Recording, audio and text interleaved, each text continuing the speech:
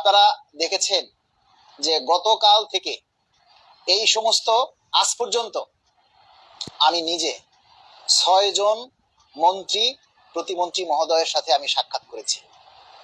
I repeat it, গতকাল থেকে আজ পর্যন্ত 6 জন মন্ত্রী প্রতিমন্ত্রী মহোদয়ের সাথে আমি সাক্ষাৎ করেছি এবং আমাদের পে স্কেল সংক্রান্ত দাবি দেওয়ার কথাটুকু যতটুকু সম্ভব তাদের কাছে তুলে ধরার চেষ্টা করেছি।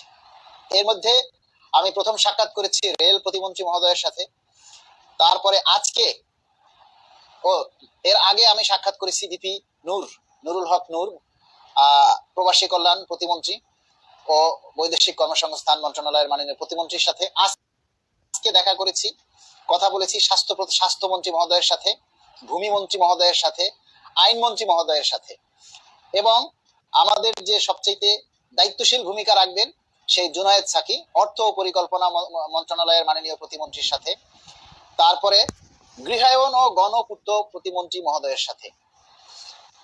এতগুলি মন্ত্রী প্রতিমন্ত্রীর সাথে সাক্ষাৎ করে আমরা আমাদের দাবি দেওয়ার কথাগুলি তুলে ধরার চেষ্টা করেছি এবং সকল মন্ত্রী প্রতিমন্ত্রী মহোদয়ই আমাদেরকে আশ্বস্ত করেছেন যে আপনারা মাননীয় প্রধানমন্ত্রীর উপরে আস্থা রাখুন, পে স্কেলটা ইনশাল্লাহ যথাসময় হবে। যথাসময় বলতে ওনারা যে জিনিসটা বুঝাইছেন, ঈদের আগে পে স্কেলের সম্ভব নয়। আমরা যে আশাটা করছি সেটা আসলে আমরা বলছি যে ঈদের আগে আমরা পে স্কেল চাই, এটা সরকারকে চাপে রাখা, বাট ঈদের আগে কোনো ক্রমেই পে স্কেল সম্ভব নয়।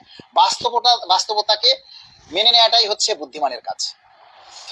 আমরা সম্ভবত আগামী জুলাই থেকেই আমাদের পে স্কেল পাবো এবং আজকে এমনও কথা শুনেছি সেটা হয়তো জানুয়ারি 1-26 থেকে কার্যকর হওয়ার সম্ভাবনা রয়েছে, অথবা জুলাই 1 থেকেও কার্যকর হওয়ার সম্ভাবনা রয়েছে। তবে পে স্কেল নিয়ে জোরালো সরলভাবে কার্যক্রম শুরু হচ্ছে। মাননীয় প্রধানমন্ত্রীও এটার ব্যাপারে সোচ্চার আছেন। আমরা যতটুকু জানতে পেরেছি যে মাননীয় প্রধানমন্ত্রী নিশ্চয়ই আমাদের এই পে স্কেলের বিষয়ে সাড়া দিবেন, দায়িত্বশীল ভূমিকা রাখবেন, কারণ সবকিছুই তার একের পর এক পর্যায়ক্রমে বাস্তবায়ন করতে হবে। এবং সবচেয়ে মজার কথা, আমরা যখন স্বাস্থ্যমন্ত্রী মহোদয়ের কাছে গিয়েছি, স্বাস্থ্যমন্ত্রী মহোদয়ও বলেছেন যে ভিন্ন ভিন্নভাবে কেউ পাবে না। উনি প্রথমে প্রশ্ন করেছেন, এখন পর্যন্ত কোনো পে স্কেল পাও নেই? আমি কি, না স্যার, এখন পর্যন্ত আমরা কোনো পে স্কেল পাইনি। 2015 সালের পর থেকে আজ পর্যন্ত স্যার 2টা পে স্কেলের সময় আমরা পেরিয়ে গেছি। আমরা কিন্তু স্যার 2টা পে স্কেল পাওয়ার পরও আমরা এখন 2টা পে স্কেলের সময় পার হয়ে যাওয়ার পরও আমরা পে স্কেল পাইনি। তখন তিনি বলেছেন পাবে, সবাই পাবে। এটা মানে ওনারা তো আসলে ওইভাবে স্পষ্ট করে বলে না, ইশারা ইঙ্গিতে যতটুকু সম্ভব ততটুকু বলেন। এবং আমরা যখন আজকে অর্থ প্রতিমন্ত্রী জুনায়েদ সাকি স্যারের সাথে দেখা করেছি, তিনি আমাকে দেখেই চিনতে পেরেছেন, কারণ তিনি একাধিকবার আমাদের প্রোগ্রামে ইতিপূর্বে এসেছেন, বক্তব্য রেখেছেন, জোরালো বক্তব্য রেখেছেন, সেটা আপনারাও জানেন। তিনি আমাদেরকে স্পষ্ট করেই বলেছেন, যখন আমরা বললাম স্যার একটু ব্যস্তই ছিলেন, তার মধ্যে আমরা যখন গিয়ে বললাম যে স্যার আপনার সাথে একটু দেখা করব, তখন তিনি আমাদের সাথে কথা বলেছেন। তখন আমরা মুখ থেকে বলেছি স্যার আপনার কাছে আমাদের চাওয়া শুধু একটাই। তখন স্যার বলছে পে স্কেল তো, মানে আমি শুধু মুখে এতটুকুই বলছি যে স্যার আপনার কাছে আমাদের চাওয়া একটাই। স্যার বাকিটা বুঝে নিয়ে গেছে, পে স্কেল তো ওটা আমার উপরে ছেড়ে দিন, অন্য কোনো দাবি থাকলে সেটা বলুন। বললাম যে স্যার আমাদের আর কোনো চাওয়ার নেই আপনার কাছে, আমাদের অন্য কোনো দাবি নেই, আমাদের দাবি শুধু একটাই, পে স্কেল চাই।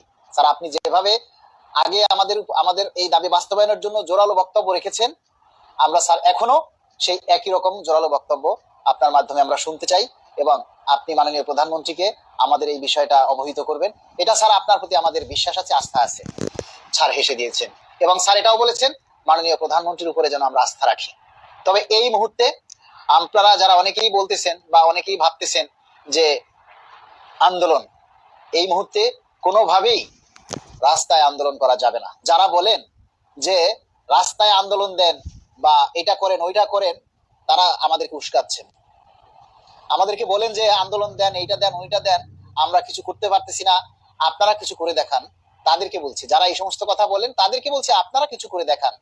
পে স্কেল হলে তো আপনিও খাবেন না? তাহলে আপনাদেরও এইটা নিয়ে আপনাদের কথা বলা উচিত, আপনাদেরও এই বিষয়ে কাজ করা উচিত।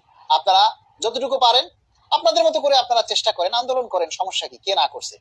কিন্তু আমরা দায়িত্বশীল জায়গা থেকে আমরা এই মুহূর্তে কোনো আন্দোলন সংগ্রামের আমরা এই মুহূর্তে ডাক দিতে পারবো না। তবে হ্যাঁ, সভা, সেমিনার, সিম্পোজিয়াম যেটা আমরা যে সভা সমাবেশ সেগুলি আমরা চালিয়ে যাব। যেমন ইফতার পার্টি, পেএসকে বাস্তবায়ন শীর্ষক আলোচনা সভা, ইন্টারভিউ, এবং আমরা একজন সচিব স্যারের সাথেও আলোচনা করেছি, তিনিও আমাদেরকে এই কথাটাই বলেছেন যে না, আমাদের পেএসকে বাস্তবায়নের জন্য আমাদের যেভাবে আছেন সবচেয়ে তিনি গুরুত্ব দিয়েছেন সোশ্যাল মিডিয়াতে আমাদের দাবিটা যেন আমরা চালিয়ে রাখি।